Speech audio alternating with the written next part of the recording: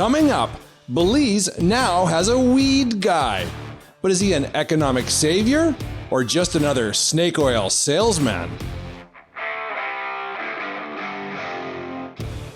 You're listening to Brent's 2 Cents, the semi-serious thoughts of a guy in Belize. And now here's the host of this podcast from somewhere in Belize City, Brent Toombs. Oh, hey, listen, try this. I told my weed guy to step it up and he gave me that. What is it? It's called Mind Rape. It's actually pretty mellow. It doesn't sound very mellow. Well, he only had 3 other batches. Gorilla Panic, They're Coming, and something called This Is Permanent. Come on, spark it up.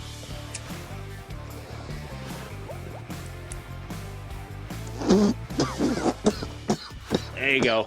You got it. Nice. Good, huh? Good job.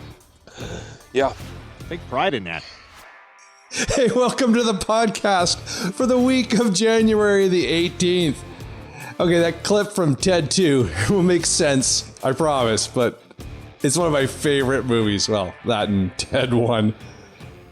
And I promise you, I haven't been smoking weed, but we're going to talk about it on this episode of the podcast.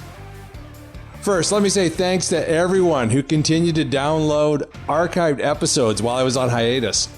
And a special hello to all my new UDP listeners who have suddenly reached out to tell me how much they now enjoy my podcast. It's amazing what a difference in government will make to one's perspective on whether or not they like this podcast. Well, speaking of politics, a few days after the PUP victory on November the 11th, Prime Minister Briceño announced his new cabinet. And it wasn't just the names of the ministers that were new. A few ministries also received a makeover in title.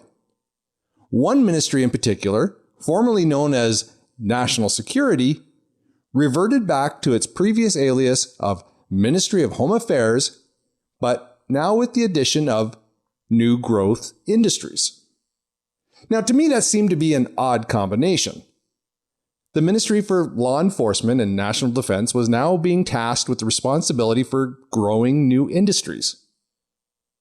Would it not make more sense for new growth industries to be included in the portfolios of the ministers responsible for economic development or enterprise? Well, it turns out that the new growth industry that GOB wants to develop is commercial cultivation of marijuana.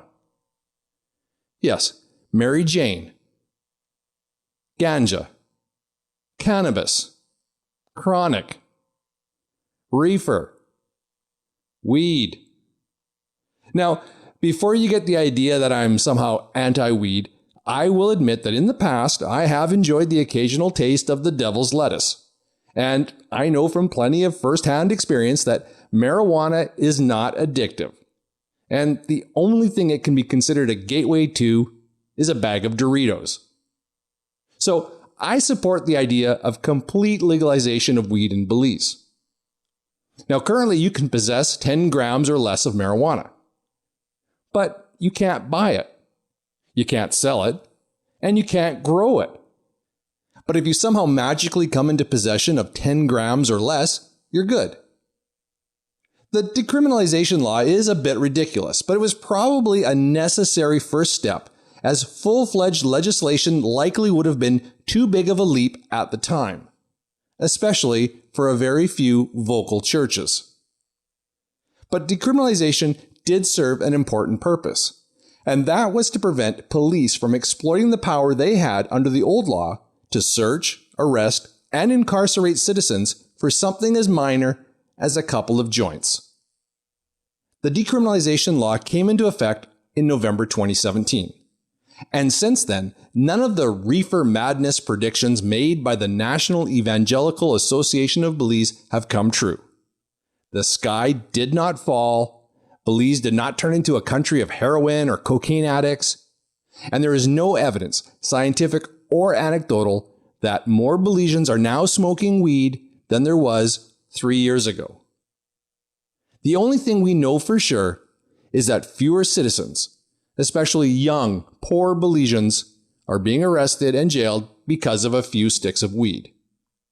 So I commend the new government for being progressive enough to at least begin the discussion on taking the big step of legalizing marijuana and exploring the possibility of establishing a commercial hemp and marijuana industry in Belize.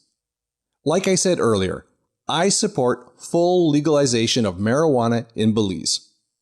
I also believe we have an excellent opportunity to enhance our tourism product by welcoming visitors who enjoy a little local weed as part of their Belizean experience. As far as I'm concerned, legalization of marijuana should be part of the rebranding of Belize as a tourist destination as we try to recover our most important industry in a post-COVID-19 world. The timing for it is perfect. So if I don't have a problem with legalizing weed, nor do I have an issue with commercialization of hemp or marijuana, then you're probably wondering why I'm even talking about this on my podcast. After all, I don't usually use this platform to cheer on the government of Belize. My dear listeners, you know me well. I may not have a problem with the what, but I do have some concerns about the who. In particular, who is Belize's foreign expert?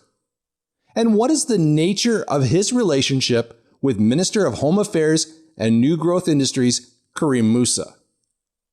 When Minister Musa announced in December that GOB was moving forward with plans to explore legalization and commercialization of weed, I found it remarkable that he already had a guy who was going to hook us up.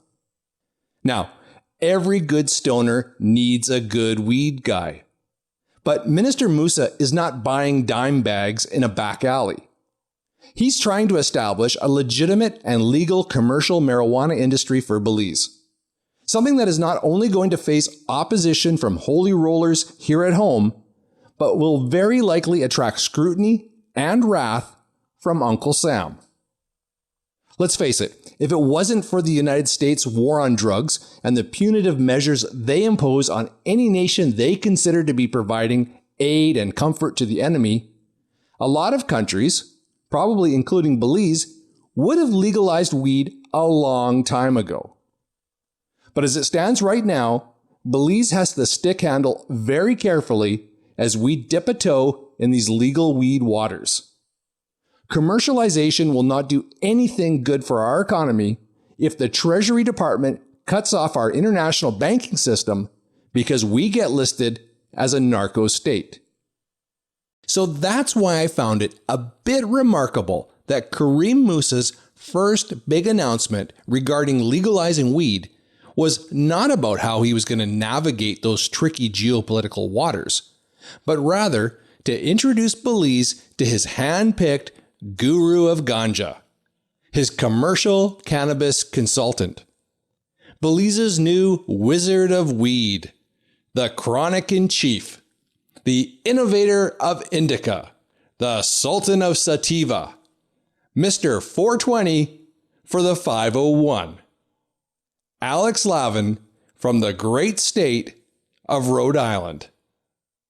Rhode Island, where medical marijuana has been legal since 2006, but recreational use is still very much against the law. So who is Alex Lavin? Well, Alex Lavin owns a medical marijuana cultivation company called Growth Industries. Yes, you heard that correct. Growth Industries. And if you just had an epiphany moment, like when you figured out who Louis Cypher was in the 1987 movie Angel Heart, congratulations. You're officially more alert than most of the local media. Okay, maybe it was just a coincidence that the government of Belize named the ministry responsible for legal weed New Growth Industries. But then again, maybe it wasn't. But regardless, if that was a coincidence or not, the question no one is asking Minister Musa is, why has Belize selected Alex Lavin to be our foreign marijuana consultant? What is so special about Mr. Lavin? From my research, it appears that Alex Lavin tried unsuccessfully to push politicians in Rhode Island to legalize hemp in 2015. In 2019, a press release from one of his companies claimed to have raised $17 million in private equity to fund growth industries. WPRI television reported that Lavin was paying a politically connected lobbyist $9,000 per month to lobby on behalf of growth industries. Another company, Green Reservoir, also owned by Lavin, threatened to sue the state of Rhode Island if they would not accept that company's application for a medical marijuana dispensary license, of which there are currently only 3 in that state. Also in 2019, Green Reservoir built a high-tech, state-of-the-art growing facility for a reported $7.5 million in Warwick, Rhode Island, where the company, operating under the Growth Industries brand, has begun to cultivate marijuana. Now, none of this makes Alex Lavin a bad guy.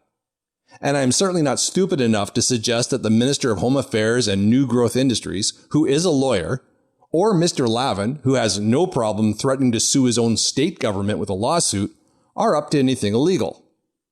But I question the value of this relationship for Belize. Why would Alex Lavin give 2 tokes about legal weed or commercial cannabis in our country? Everything he is doing in the States is supposedly about creating standards for production, so that consumers can be assured that the weed they buy from legal dispensaries will be universal in potency and effectiveness. Mr. Lavin professes to be a scientist, not some backyard ganja farmer. He runs one of the most modern and sophisticated industrialized marijuana grow-ops in the world. So why his interest in Belize? And what is Moose's interest in Lavin? 2 weeks ago, Growth Industries put out a press release announcing that, quote, Growth Industries has been chosen to consult with the Parliament of Belize and help aid in developing the recreational cannabis industry legislation/regulations in the beautiful country of Belize.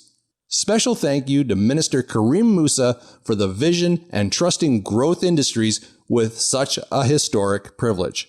End quote. And that's where my spidey senses began to tingle. Because I feel like I've seen this movie before. And I'm not talking about Angel Heart. A foreign company puts out a press release about some incredible venture opportunity in Belize, with the full participation of government ministers who are happy to pose for photo opportunities and hold memo of understanding signing ceremonies. And then the press release becomes part of the prospectus that is used to attract investors or pump up the share price of that foreign company. And when the project fails to get off the ground or turns out to be a scam, Belize suffers another embarrassment. Or worse, gets sued by these very same carpetbaggers for breach of contract. Remember Porto Azul? Or Galleria Maya? Or that 2012 concert at St. Antonich? Or how about that big mall next to the Free Zone featuring Abercrombie & Fitch and McDonald's? Or how about the Placencia or Ambergris Key airports? Or the granddaddy of all hustles, Sanctuary Belize? And the question that no member of our media has ever had the balls to ask in the aftermath of any of these scandals is, are our local politicians in on these scams, or are they just easily fooled?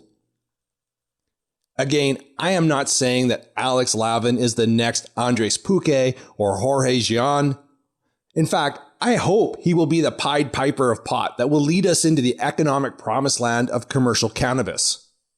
But Belize has been hoodwinked too many times, so I'm a bit skeptical whenever these investors or consultants appear to just drop out of the sky and fall into the arms of politicians, while nobody bothers to ask the right questions.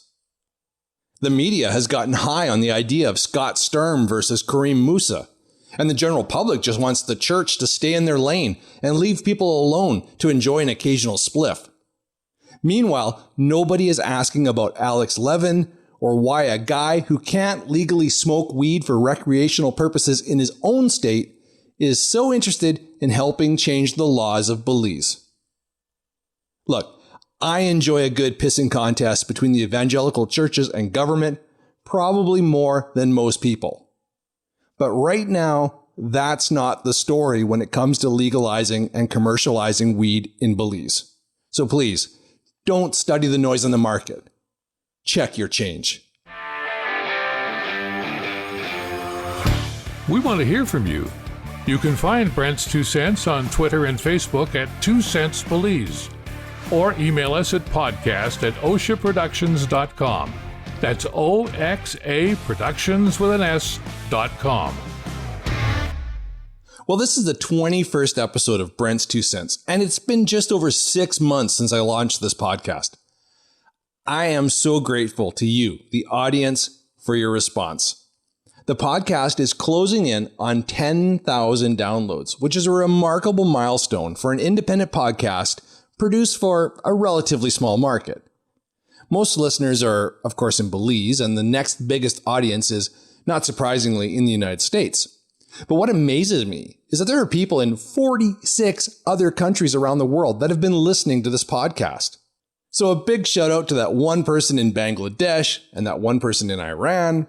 And of course, let me say thank you, or dziękuję, to my one Polish listener.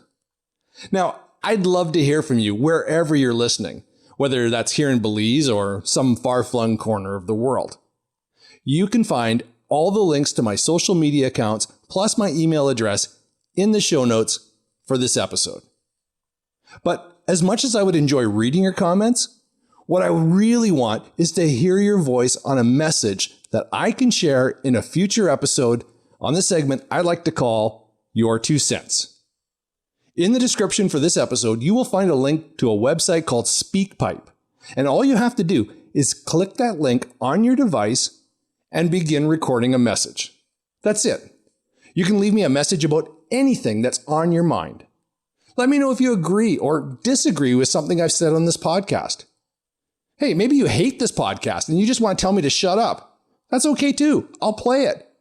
I really want Brent's 2 Cents to be a vehicle for conversation, but that can only happen with your participation.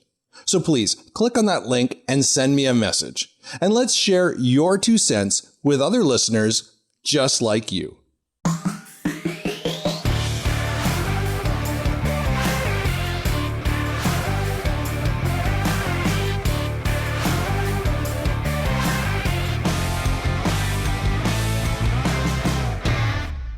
Okay, before I go, I want to big up the newest member of the Belizean Pod Squad, Dominique Noralez.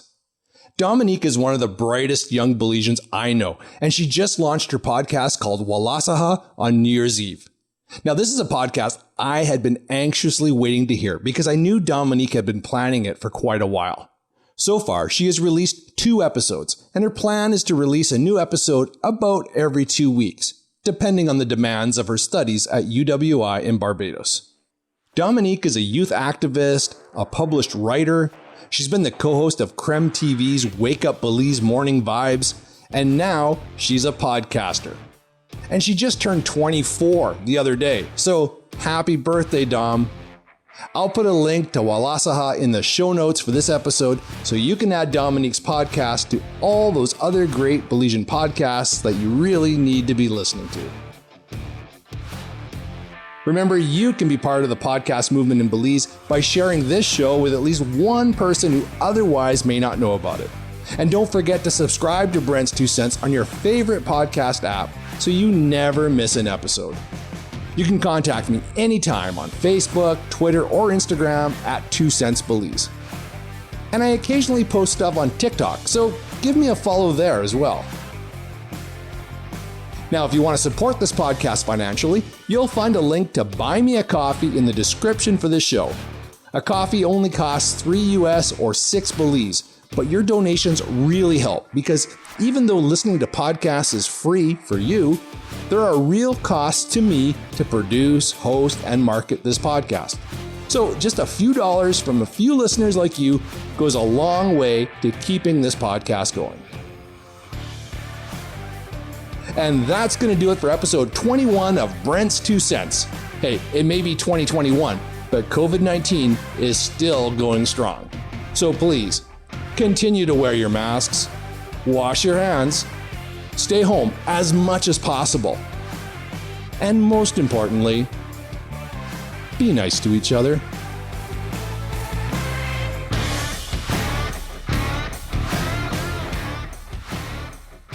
Brent's 2 Cents is a presentation of OSHA Productions, Belize's affordable professional video production company.